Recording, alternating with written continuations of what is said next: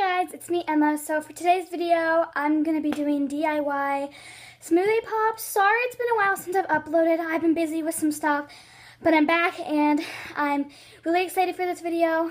I'll tell you some specific instructions in it, and if you have any questions for me, just comment below and I can tell you any extra information that you need in order to make these.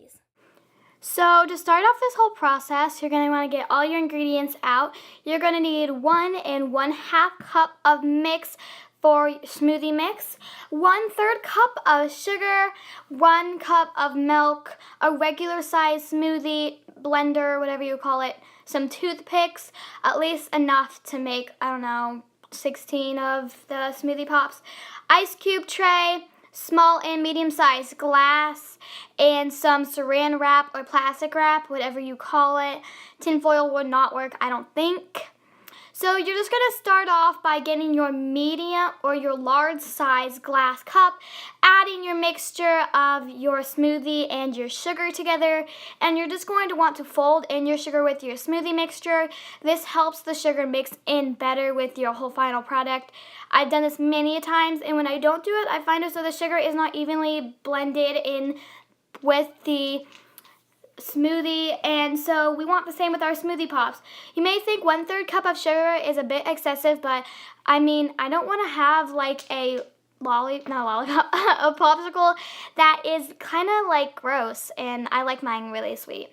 So now you're just going to be adding your 1 cup of milk. Be very precise when doing this. It helps. Preciseness is like key when making these because you're going to want to do everything the right way for this. So I'm just going to add this to my mixture that I have already, and I'm just going to mix slowly together like so. No, don't do this in an actual mixer.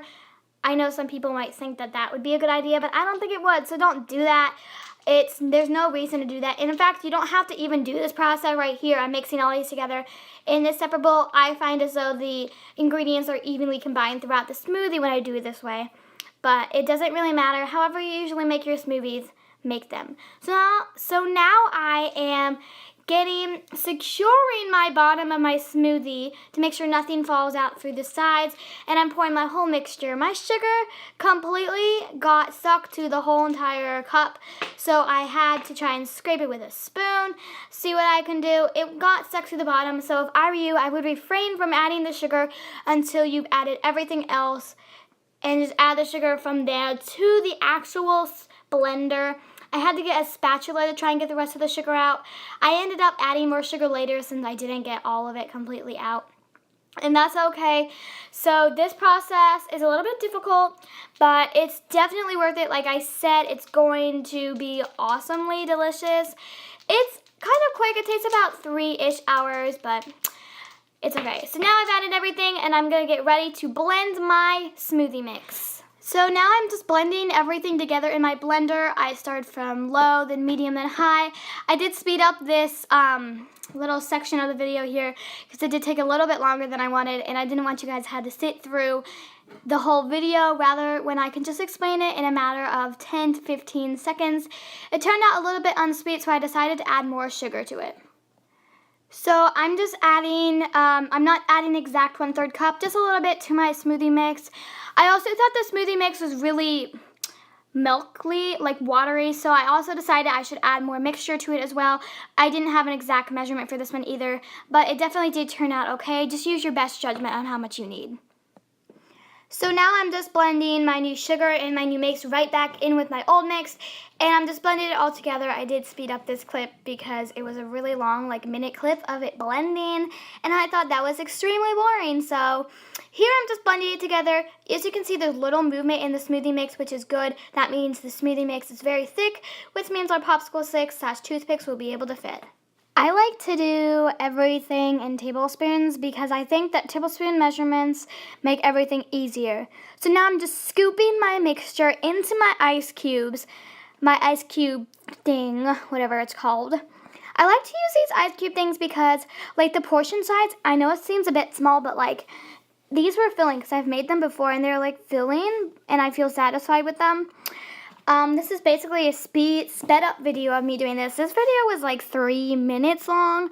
But basically, I'm just scooping my mixture into each. It turned out really well. You're going to want to be careful not to overflow it. And also, once you have completely completed scooping them all into your sections, you're going to want to look between the cracks of each and just make sure that on the top, they're not connected in some way so that you'll get like a double pop like you sometimes get in popsicles. We don't want that because you want them to peel off easily and for everything to just work out the way that you want it to with these. Also, at the end, you see me trying to pour it into its container. Do not do that. It completely overflowed the thing, and I had to like put my finger and rub it into the next one. Just don't do that. You need to just get a smaller spoon because my spoon started not to fit because of the blade that was down in there. Just be careful and just do it with your tablespoon or a blade or something. So just clean up the edges and tap it down like on the table like I'm doing so that there are no air bubbles in it and they all rise to the top. You can see my finished product here and I think they look pretty good. So now I'm going to get a big long piece, long enough to go over the whole entire ice cube maker of our plastic wrap, and take our finished product and put our plastic wrap over it, get it under it so it doesn't fly off. We want this to stay on. And the key to this is, if you don't have popsicle sticks, this is what you're going to want to do. If you do have popsicle sticks, take the popsicle sticks, stick them in. So the toothpicks, you're just going to stick them in, and they kind of you try and stick them in the plastic wrap and they put a hole. So you're going to stick them in every single one. So it's basically like your popsicle stick. And I thought this was a great idea. My dad came up with it. He's a smart guy. But you see they stick in there and you don't have to worry about your mixture being too thin or thick. Since the plastic wrap is on top, it completely supports the whole entire thing. And so this is my final product and I think it looks really, really good. So now you're going to want to put your finished pops into the freezer. So now we're going to put our timer set for 3 hours. Once that 3 hours is done, they should be done and they should be looking amazing. Thanks for watching. I hope you enjoyed this video. Give it a thumbs up if you liked it. Subscribe to my channel just because. If you have any, like I said in the beginning, any additional questions on how to make these, comment below and I will get back to you. For the timing, I'm not sure if that's how it is for all the freezers. That's how it is for my freezer, about 3 hours. Also, if you make these, DM me a picture on Instagram. I changed my username for Instagram, by the way. It's Emma Novak, so EMMANOVAKK. So that's my new username. Thanks for watching. Subscribe to my channel just because, and have a great afternoon.